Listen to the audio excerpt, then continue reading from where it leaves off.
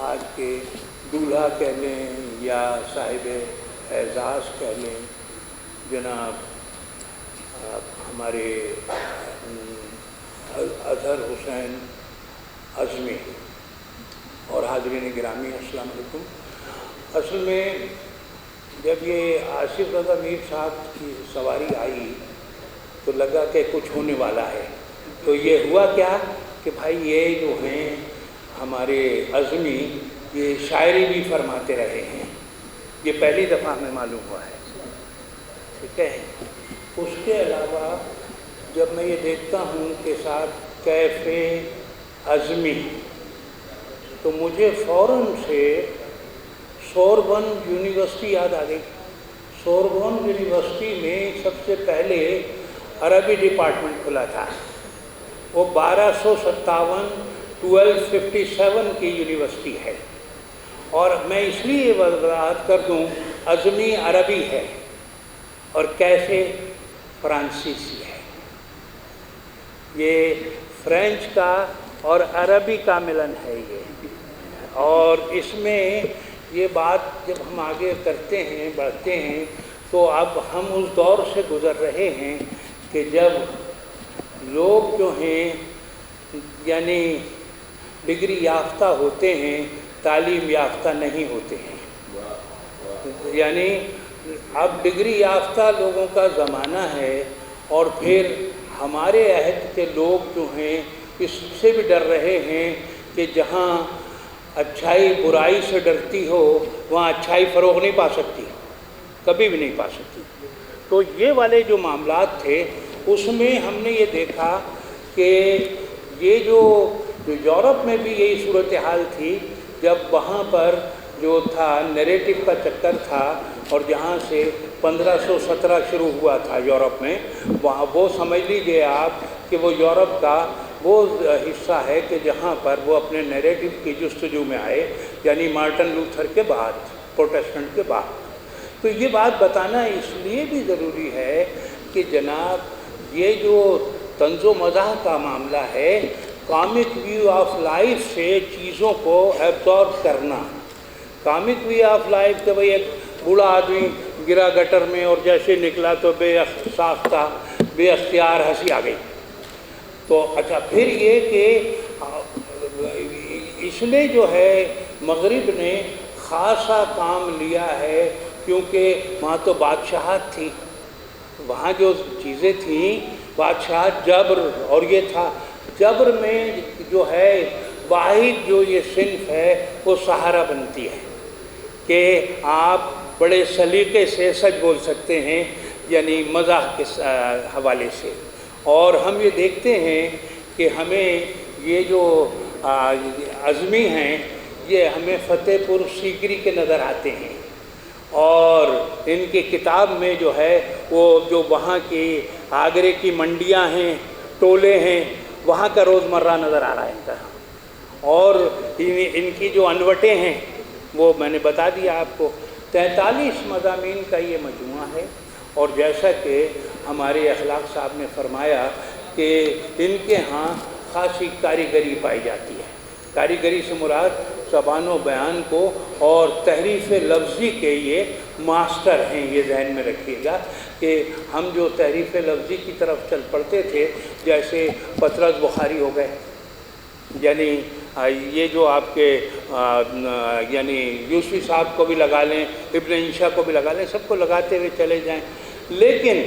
پھر جب یوسفی صاحب کا زمانہ آیا تو وہاں پر ایک بات آ گئی کہ اب فارسی کا کوئی شعر ہوتا تھا یا فارسی عبارت کا ترجمہ کیا جاتا تھا، انگریزی کا ترجمہ بند ہو گیا، اور یہ ایزیوم کر لیا گیا کہ بھائی انگریزی ہم لکھیں گے تو سب سمجھ لیں گے۔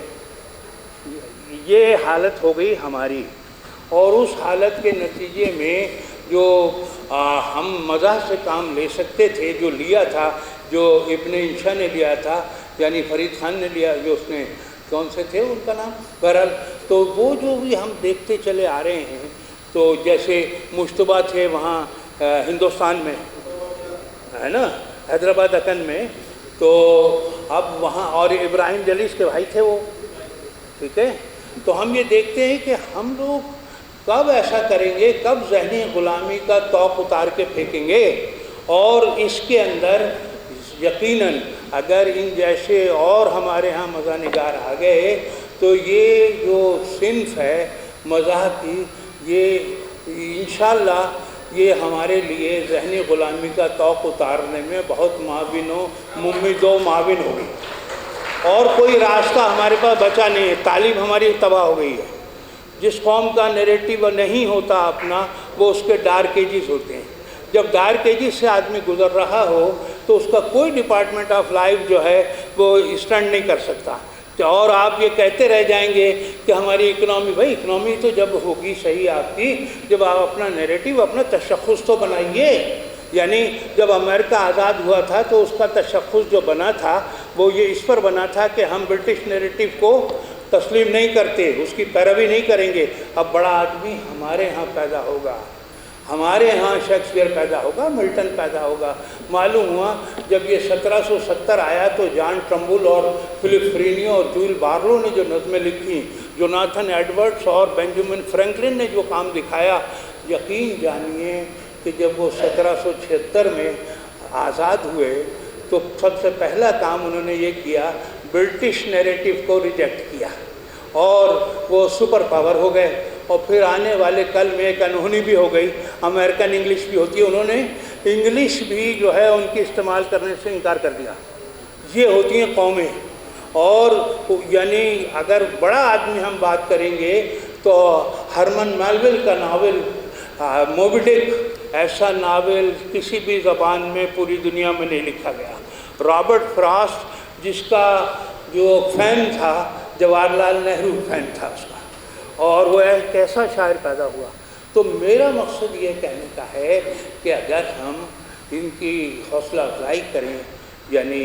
مزاح نگاری کے حوالے سے، اور صرف وہ اپنے تاریخی کا حصہ نہ بنائیں کہ صاحب ڈاکٹر وزیر آغا نے 1956 میں جو ہے اردو میں طنز و مزاح کتاب لکھی تھی اور اسے اچھی نہیں۔ اب تو الائیو لوگوں کی ضرورت ہے جو روزمرہ لکھ سکیں، اپنی زندگی کا بیان کر سکیں۔ دیکھیے اب ہمارے ہاں ایک اور خرابی ہو گئی ہے، وہ خرابی یہ ہو گئی ہے کہ صحافت کسی زمانے میں ادب کی گود میں تھی اور آج ادب صحافت کی گود میں ہے۔ تو اب جب یہ صحافت کی گود میں چلا گیا ادب، تو اب زندگی کی تہداریاں تو ختم ہو گئی، یعنی اب تو سیدھی سی رپورٹنگ ہو گئی بس، اور کچھ بھی نہیں ہے۔ تو یہ سارے مسائل ہیں، اور مجھے یقین ہے کہ ایک ایسا شخص جسے ہم اعظمی کے نام سے جانتے ہیں، یہ انڈکٹ ہوا ہے، ایک سنجیدہ ہے۔ اب اس کے اندر کہیں کہیں مزاح جو ہے وہ کم ہو گیا ہے، طنز زیادہ ہو گیا ہے۔ تحریف لفظی کا کھوج جو ہے اس کے اندر، وہ ایسا اس میں پایا جاتا ہے کہ کوئی سا بھی موضوع ہو، یعنی بیالوجی کو بیالوجی کر دیا ہو، سمجھ گئے، تو اس میں بھی یہی صورتحال ہے۔ تو میں مبارکباد دیتا ہوں کہ ایک بہت عمدہ انہوں نے کام کیا، اور آنے والے کل میں جو ہے یہ خصوصی لوگوں کا کام زیادہ ہے اس کے اندر، سمجھ گئے آپ، کیونکہ جو زبان استعمال ہوئی ہے اس کے اندر بہت ساری زبان وہ ہے کہ جو ایک یعنی خاص طبقے کے لوگ سمجھ سکتے ہیں اس کو، تو لیکن عمومی زبان کا استعمال کریں گے انشاءاللہ، اور آنے والے کل میں پاکستان کا نیریٹو بنانے میں بھی کوئی کردار ادا کریں گے۔ وما علینا الا البلاغ، بلاغ المبین۔ اور ابھی آپ اٹھیے، کھڑے ہوئیے بھائی، یہ جو ایک گفٹ ہے آپ کے لیے، یہ قومی زبان کا طنز و مزاح نمبر ہے، یہ 526 صفحات پر مشتمل ہے، اور اس میں جو ہے وہاں کے جو مدیر علمی و ادبی ہیں انہوں نے، میں نے کہا تو ان کے لیے تحفتاً بھجوایا گیا یہ، ٹھیک ہے، چلیے۔